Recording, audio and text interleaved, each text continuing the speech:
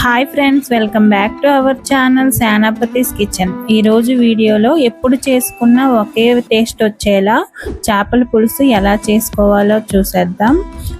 చాలా సింపుల్గా టేస్టీగా ఒకసారి ఈ విధంగా ట్రై చేశారంటే మళ్ళీ మళ్ళీ ఇలానే చేసుకుంటారండి. ఇంకెందుకు ఆలస్యం, ఎలా చేసుకోవాలో చూసేద్దాం. ముందుగా చేపలను తీసుకొని శుభ్రం చేసుకోవాలి. నేను తీసుకున్న చేపలను వానమెట్లు అంటారండి. అటు ఇటు ఇలా చేసుకొని పులుసు మొత్తం తీసుకొని దానికి ఉన్న తోక బుర్ర అన్నీ తీసుకొని పొట్టు కూడా తీసుకోవాలండి. ఇలా తీసుకున్న తర్వాత వాటిని 2 భాగాలుగా కట్ చేసుకొని అన్ని చేపలను అదే విధంగా చేసుకొని బాగా క్లీన్ చేసుకోవాలి. అన్ని చేపలను ఇలా కడుక్కొని పక్కన పెట్టుకోవాలి.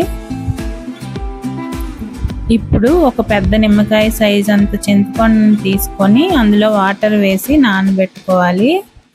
ఇప్పుడు మిక్సీ జార్ తీసుకొని అందులో కట్ చేసి పెట్టుకున్న 2 ఉల్లిపాయలు, 1 టమాటో, 3 పచ్చిమిరపకాయలు, వెల్లుల్లి రెమ్మలు 5, చిన్న అల్లం ముక్క, కొంచెం జీలకర్ర, కొంచెం ధనియాలు, మసాలా దినుసులు వేసి మెత్తగా మిక్సీ చేసుకోవాలి.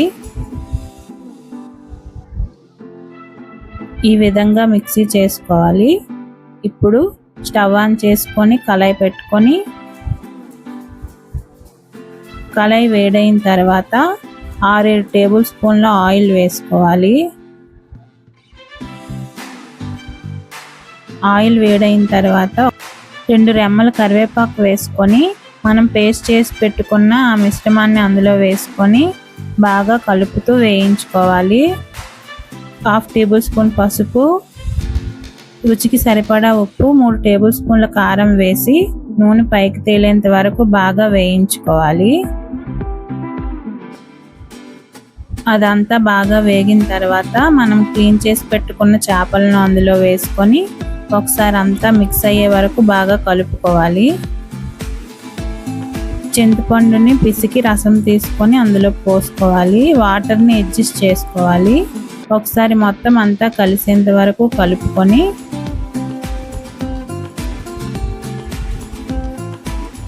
బాగా కలిసిన తర్వాత మూత పెట్టుకొని ఒక 8 నుండి 10 నిమిషాల పాటు ఉడికించుకోవాలి. మూత తీసి ఒకసారి అంతా బాగా కలుపుకొని ఉప్పు కారం సరిపోయిందో లేదో చూసుకొని సరిపోకపోతే అడ్జస్ట్ చేసుకోవడమే. అంతేనండి, ఎంతో టేస్టీ అయిన చేపల పులుసు రెడీ. మీరు మీ ఇంట్లో ఈ రెసిపీని తప్పకుండా ట్రై చేయండి, మీకు తప్పకుండా నచ్చుతుంది. మీరు మీ ఇంట్లో ఈ రెసిపీ ట్రై చేసి మీకు ఎలా వచ్చిందో కామెంట్ చేయండి. అలాగే లైక్ చేయండి, షేర్ చేయండి. ఇలాంటి రెసిపీస్ ఇంకా కావాలనుకుంటే మా ఛానల్ని సబ్స్క్రైబ్ చేసుకోండి. Thank you for watching.